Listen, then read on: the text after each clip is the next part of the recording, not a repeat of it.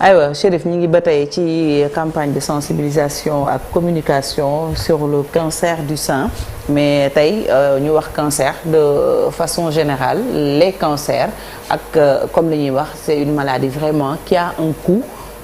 parce que c'est une maladie chronique boo xam ne bu la jàppee mën na laa jeexal tak ci wàllu alal muy soins yi paj mi dafa mitti dafa seer donc ñuy waxtaanee jàngoro yi mais aspect bi jëm ci wàllu koom. ci lañ bëgg a taxaw ak Souleymane ndax maladie bi ñim dal ak seeni mbokk gis nañ ni mu leen def au-delà de métit bi ci wàllu wér-gu-yaram mais aussi poche bi du ko fekkee lan moo tax soins yi cher bu dee cancer la. déjà ci soins yi.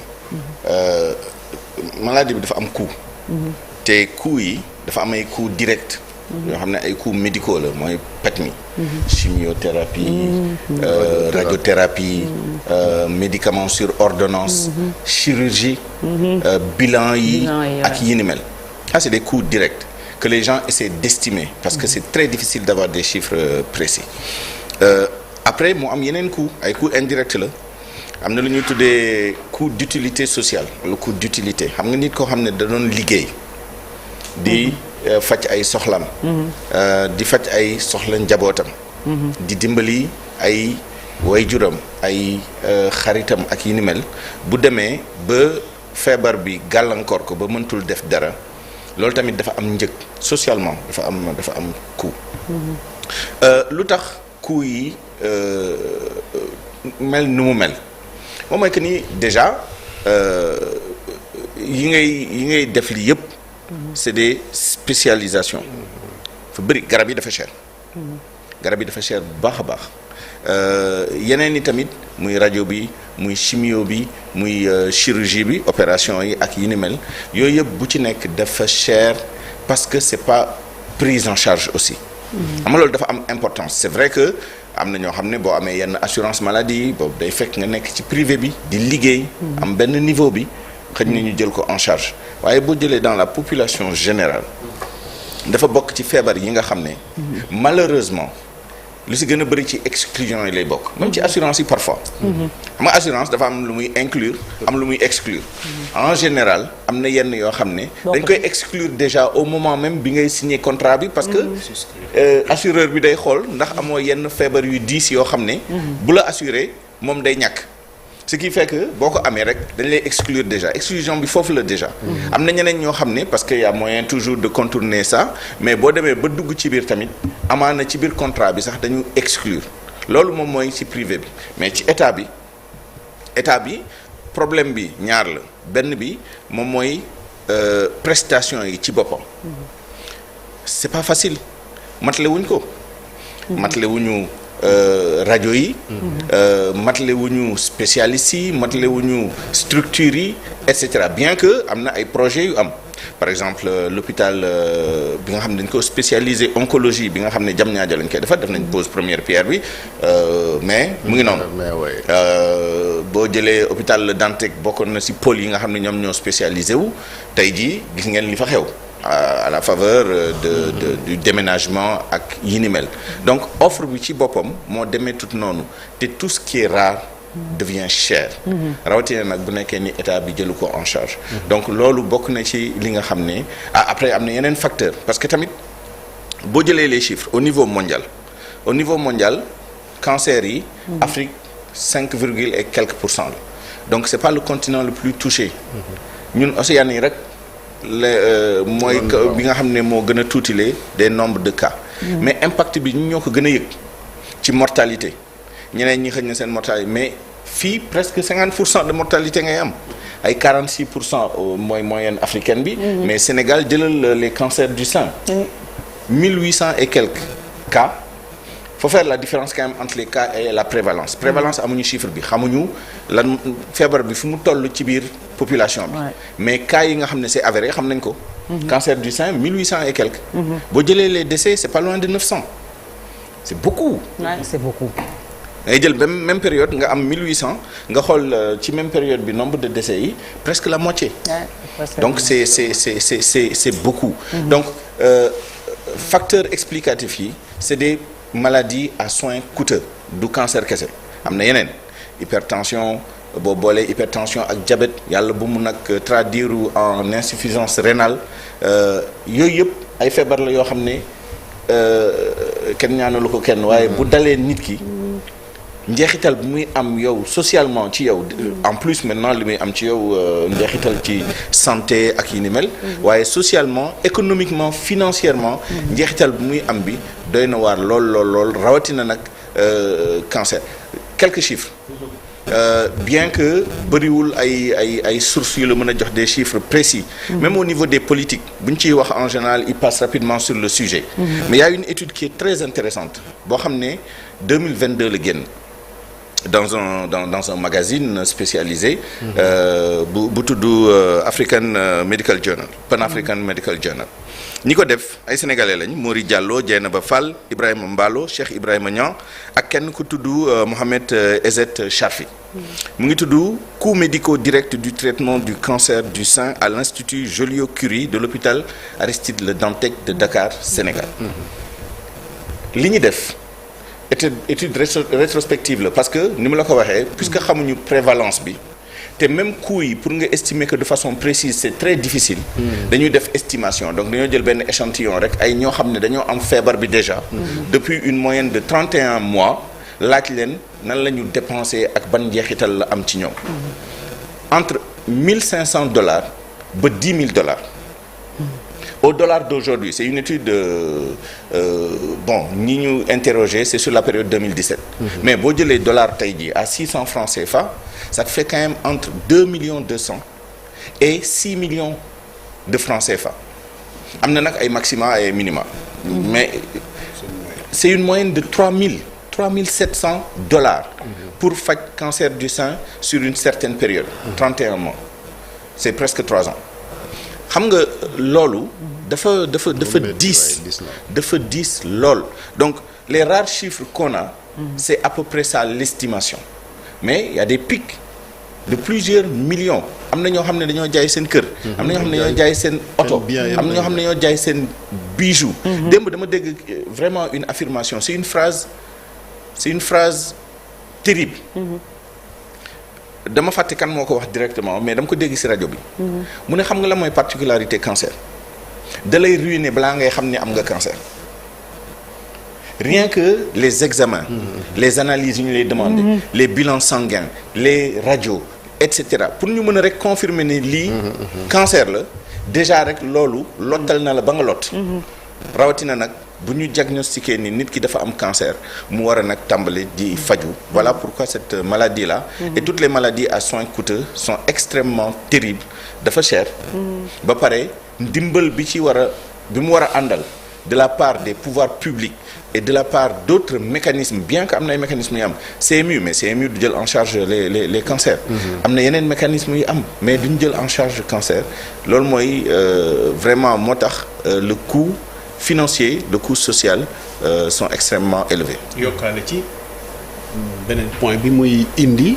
bu weesoo li mu lay ruiner perte d'activité parce que en général quand même soo ko amee pratiquement perte d'activité la mooy coût social bi c'est le coût d'utilité moom mooy tax ni bu ñu avancer la réflexion d'ailleurs xam nga nit koo xam ne da doon productif di liggéey di am ay ressources ba pare di contribuer au plan professionnel et cetera bu demee ba defatu ko njeexital bi du ci famille am kese ci entreprise am la bu dul ci entreprise am tamit ci bien que nag am na ñoo xam ne am nañ ci cas ñun góorgóorlu nañu ba au dernier moment ñu ngi continuer di def li ñu war a def Fatou Kiné misaal la ci je pense que il n'est pas un secret que amoon na feebar boo xam ne jusqu'au dernier moment elle a continué à travailler yaakaar naa wax nañ ko fii même bu ñu mënul dugg ci yenn détails yi mais je veux dire globalement am na ñoo xam ne tey jii loolu sax mënuñu ko continuer liggéey donc tu es obligé nga toog sa kër ba pare nekk une charge sociale ba pare mu nekk un manque à gagner pour toute la société et puis Abdoulaye mi ngi koy wax day tax ba sa activité day taxaw mais aussi sa entourage seen activité day taxaw parce que di nga dem benn moment surtout ñi nga xam ne dañuy dekk pratiquement soins palliatifs famille yi buñ leen mënatul tey hôpital dañ leen téye seen kër et quand tu as un malade à la maison soo amul ko du ko tëyal tu peux pas vaquer à tes occupations. ce qui fait que coût bi du yem ci yow kese day law aussi ci sa famille. am ñoo xam ne dañoo war a sacrifier ñoom tamit seen liggéey ay biens. mais sacrifier tamit seen liggéey pour consacrer du temps. donc c'est des maladies extrêmement terribles. Tous les cancers en règle générale. Y en a une quinzaine. rawatina nag les cancers yi nga xam ne mooy cancer gynécologique yi. cancer du sein, cancer du col de l'utérus. c'est même vraiment cancer du côlon aussi keroog professeur Mamadou Diop mi ngi koy wax c'était un cancer rare mais léegi dafa commencer bari. parce que on a changé quand même nos habitudes alimentaires. exactement voilà et puis beneen bi aussi Souleymane daata ñuy dem ci Chérif beneen question moom mooy le cancer chez l'enfant. exactement léegi aussi. dafa law. encore une fois cancer dayoowam ci Afrique tolloowul ak dayoowam ci yeneen région du monde yi. Europe moom mooy continent bi nga xam ne moo gën a touché. mais lu indi loolu tamit moom mooy dëkk yooyu xam nga diagnostic bi c'est presque systématique moo tax tamit chiffres yi am différence. ñun le problème moom mooy déjà moom mooy question prévalence bi. da nga dul xam fu mu toll ñu bëri ñu ngi dëkk ak moom wala di dund ak moom. balaa ñu koy diagnostiquer rek day nekk. trop tard day trop tard c'est ça le problème. voilà pourquoi aussi chiffres yi il faut les relativiser. c'est que yeneen dëkk yi xëj na ay États-Unis ay Europe des pays avancés foofu c'est plus facile ñu def et ça facilite la prise en charge. parce que yaakaar naa spécialistes yi wax nañ ko plus ñu koy teel a diagnostiquer plus de chance ñu am pour mën ko maîtriser d'une certaine manière à défaut nga faj ko complètement au moins nga mën ko gérer waaye bu nekkee dañoo toog ba au dernier moment muy doog a ñëw non seulement impact bi muy am ci wér-gu-yaram bi mais njeexital bi au plan économique social day ëpp dayoo voilà looloo indi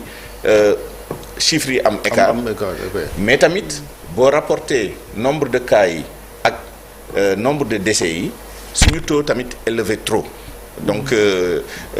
xëy na dafa am ay protocoles yu bees am organisation secteur santé bi bu bees. bien que ce soit pas parfait mais il faut reconnaître que il y a quand même des améliorations looloo indi xëy na diagnostic bi di tane léegi ñu gën a détecter nit ñi di gën a xam sensibilisation bi tamit am na ci solo lool. nit ñi di gën a xam. di gën a yeewu ci ni dañoo war a dem rapidement. di def li ñu war a def pour ñu diagnostiquer leen. rawatina jigéen ñi. justement sax waa LISCA moom ci loolu profité ci ne tey ña nga ca Mbao centre de santé pour prévention bi jigéen ñi mënoon faa dem ngir ñu xool seen yaram léegi Souleymane est-ce que warul poser problème mu quand même financement suñ santé. parce que loolu même professeur Mamadou Diop mi nga xamante ni moo jiite institut Joliot-Curie loolu la wax da nga gis yenn maladies yoo xam maladie infectieuse Sénégal da doon sukkandiku ci ay partenaires. mais jàngoro yi xam nañ ni law nañ surtout les maladies chroniques Sénégal jëlal ko boppam ñu xool naka lañ mën a financer vraiment suñ santé ba nit ñi affaire bi état bi di ko gàddu wala wàññil leen ko mu bañ a dis ci ñoom. ça c'est très important effectivement après c'est des pays à ressources rares. nga xool allocation budget bi dañ lay wax ni toujours éducation santé def nañ ci xaalis bu bëri bien que xam nañ ni c'est un problème de répartition après lii jëm ci investissement ak lii jëm ci fonctionnement investissement ñu ngi jéem a góorgóorlu boo xoolee le programme des investissements publics 2023-2025 ministère de la santé 1000 et quelques milliards de francs CFA après il faut voir on peut faire mieux parce que poste de santé yi war na gën a bëri bien que am nañ ci yu bëri on a 600 et quelques centre de santé yi war na gën a bëri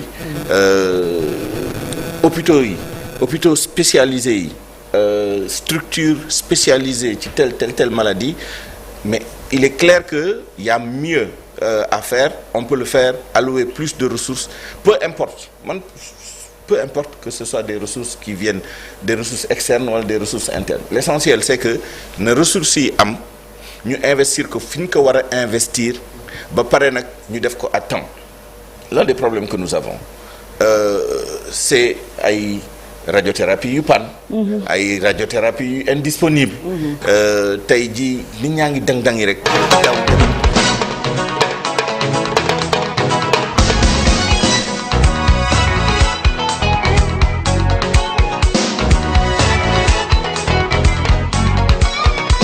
nécessaire pour que bu ñu acquérir yenn équipement yi yenn matériels yi hyper sophistiqués à des prix extrêmement élevés, est-ce qu'on fait le nécessaire pour mettre le supplément de ressources bii tax ñu mën ko maintenir pour mu am continuité mu fonctionner normalement nit ñi mën ci gis seen bopp mais surtout ñu multiplier ko décentraliser ko mu dem ci région yi dem ci zone périphérique yi nit ñi bañ a par exemple il y a un effort qui a sur loolu c'est à saluer sur la dialyse par exemple dialyse tey bien que les problèmes sont toujours là mais wax dëgg yàlla il y a eu des améliorations énormes par rapport ak li fi nekkoon avant il fallait venir à Dakar être sur une liste d'attente extrêmement longue aujourd'hui presque chaque région léegi am na fu ñu mën defee dialyse bon an mal an problème de fonctionnement problème de continuité problème de gestion problème de maintenance etc. problème de place et tout ça mais c'est dans cette direction-là qu'il faut aller améliorer, mettre plus de ressources, mieux gérer les ressources. Très bien. Mieux gérer les ressources, ça c'est très important et mieux gérer les établissements et les matériels.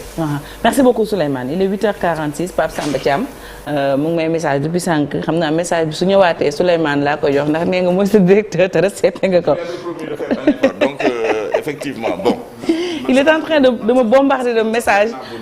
waxtu bi jot na la may reye Abdoulaye Cissé Pape Samba xamoon nga ni dinaa la yoole aywa léegi ñu dalal invité bi merci beaucoup Souleymane léegi invité bi.